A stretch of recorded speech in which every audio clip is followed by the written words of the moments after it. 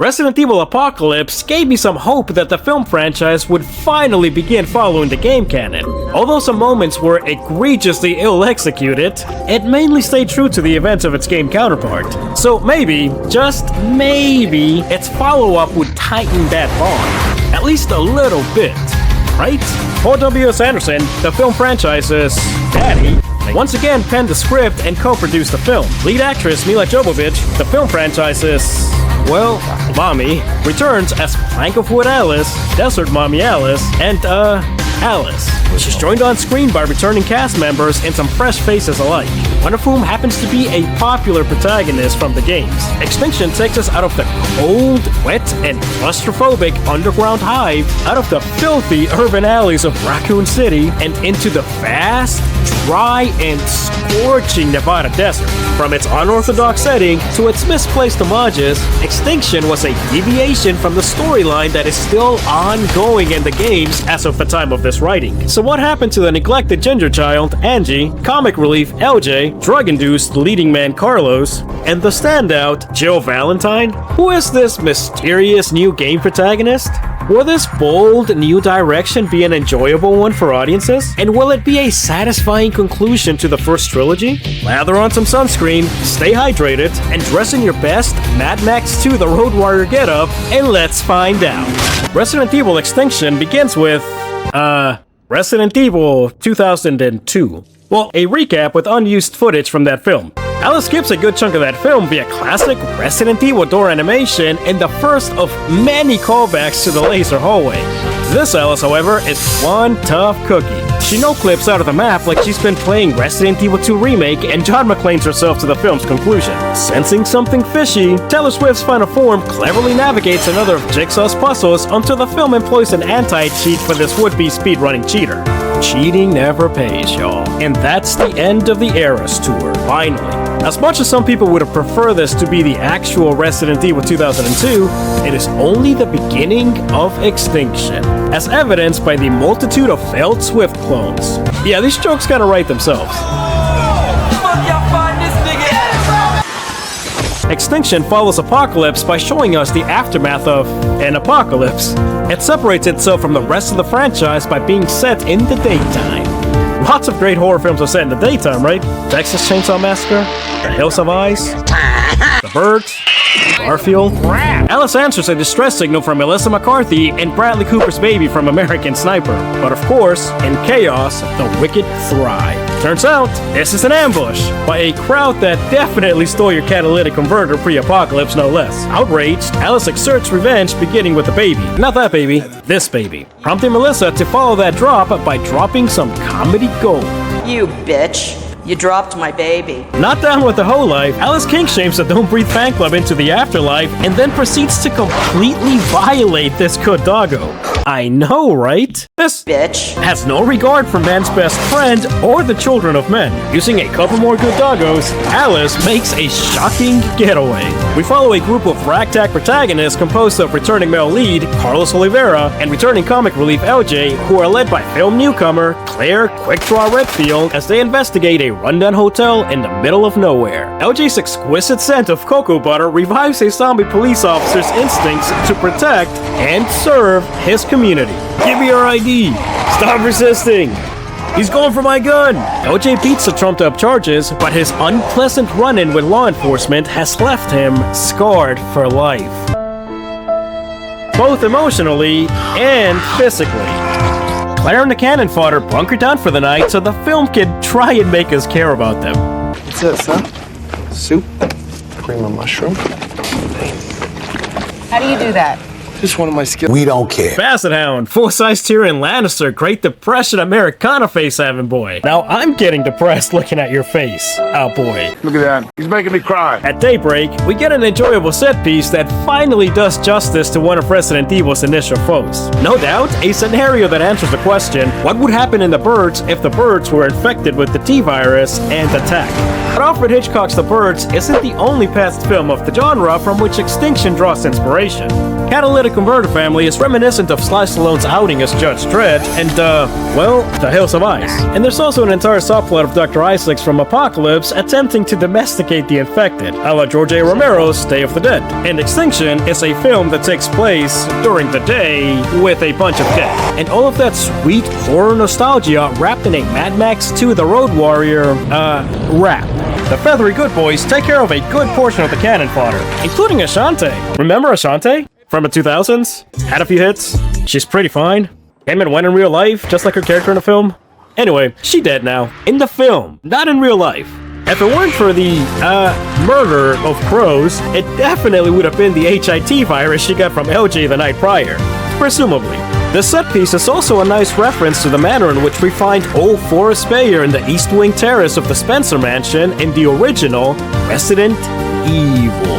It's awful! We get a pretty cool trailer shot and more confirmation that Alice Abernathy is officially Alice Overpowered Nathy. Our protagonists have a council meeting on their final destination. Oh, yeah. Claire Redfield is portrayed by Final Destinations 1 and 2's Allie Larder. Claire Redfield? This time around, however, she need not fear the Reaper because she has a little thing called plot armor on her side and a rabid fan base that would absolutely riot were she killed off in a film or in the game canon. You may have missed her intro because it was pretty lackluster. At least fans will be happy to know that Claire is at least treated with the dignity and respect she deserves, unlike the abysmal treatment Joe Valentine received in Apocalypse. Sienna Guillory, Joe's actor, could not return for this installment as she was busy filming the classic Aragon.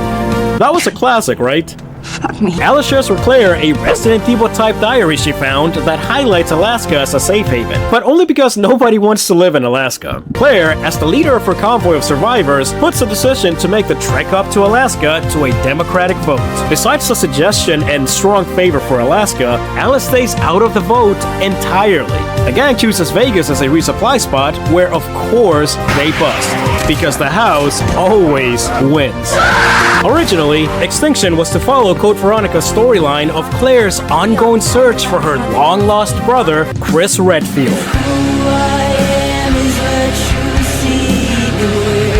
With Alaska substituting for Antarctica as the backdrop, but that was ultimately scrapped in favor of simplicity, because one does not simply simplify a video game storyline. Dr. Isaacs, reprised by Optimus Simp Jorah Mormont, has been conducting experiments on the biohazards to domesticate them in the hopes of... They'll never be human, but would provide the basis for a docile workforce. Oh, I'm sorry. Are Mexicans extinct also? Now, I'm no economist, but you can just go to Home Depot, pick up a Miguel or two, clone him, and boom, labor scarcity solved. At one point, he even expresses hope that the effects of the T-virus can be reversed to an extent, but really? Can that really be reversed?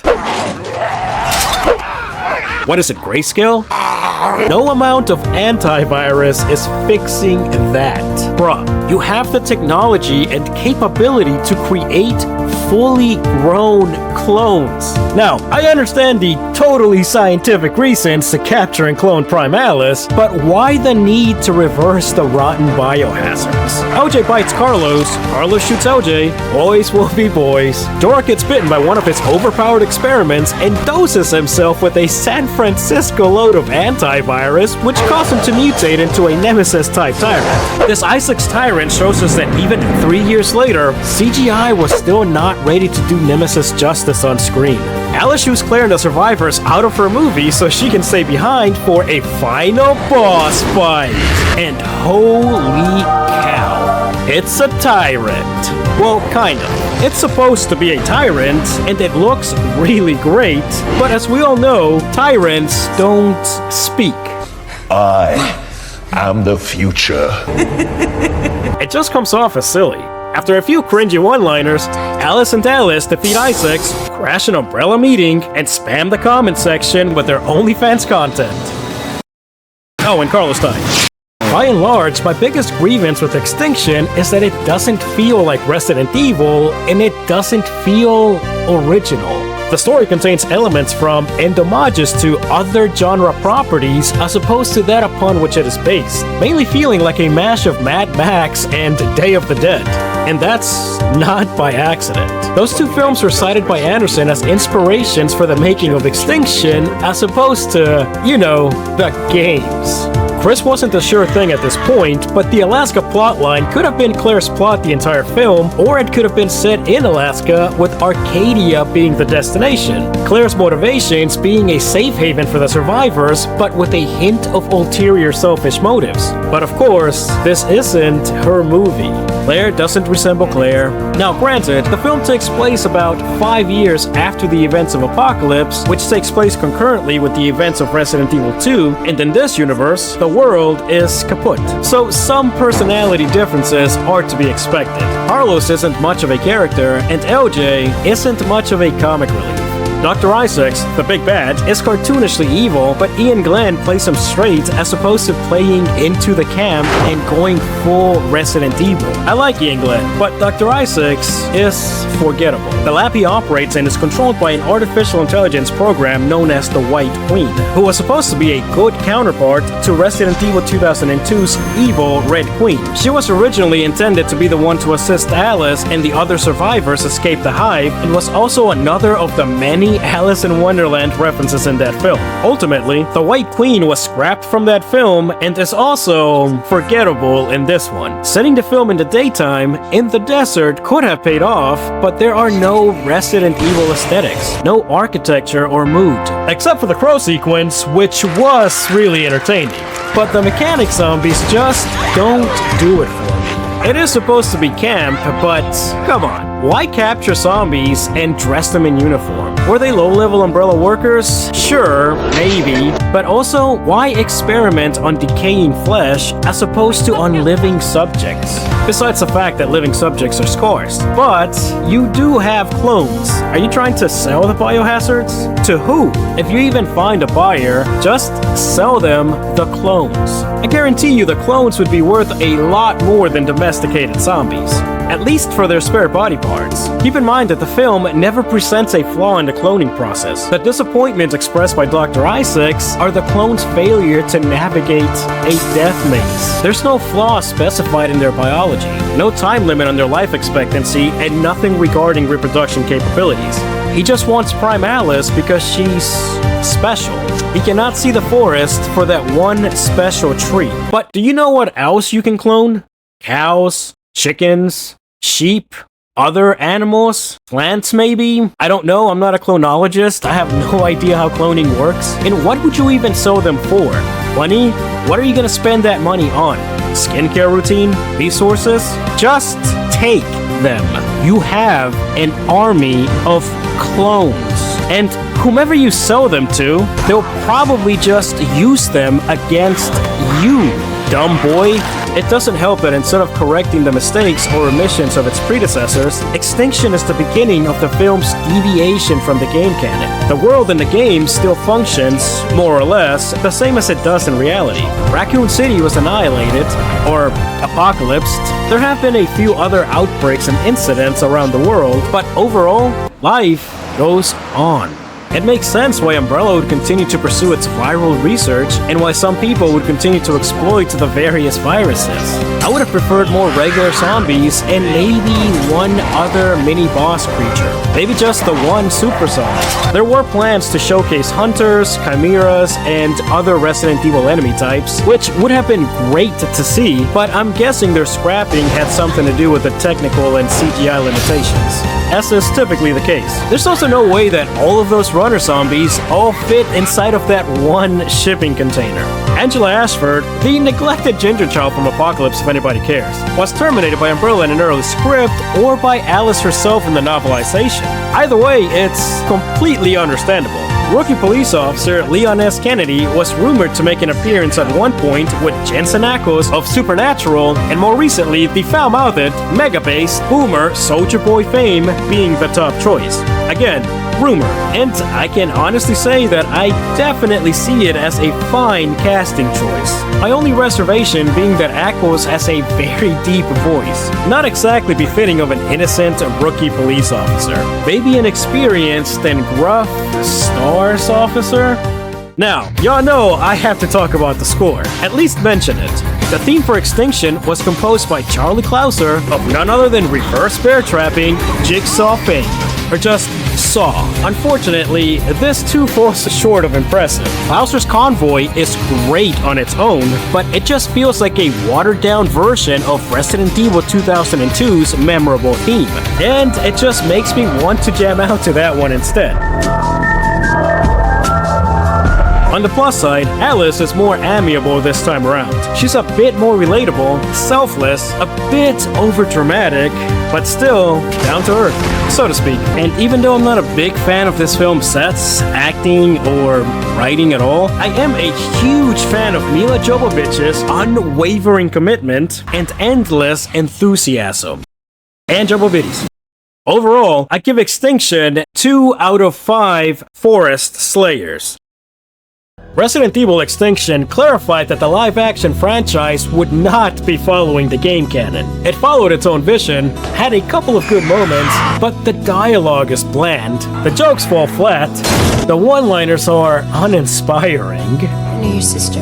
She was a homicidal bitch. Wow. This is as far from a Resident Evil film as you could possibly get. So far. That said, it's definitely worth at least a watch. Oh yeah, Wesker's in this. Anyway, I have to go. I love you all. Bye.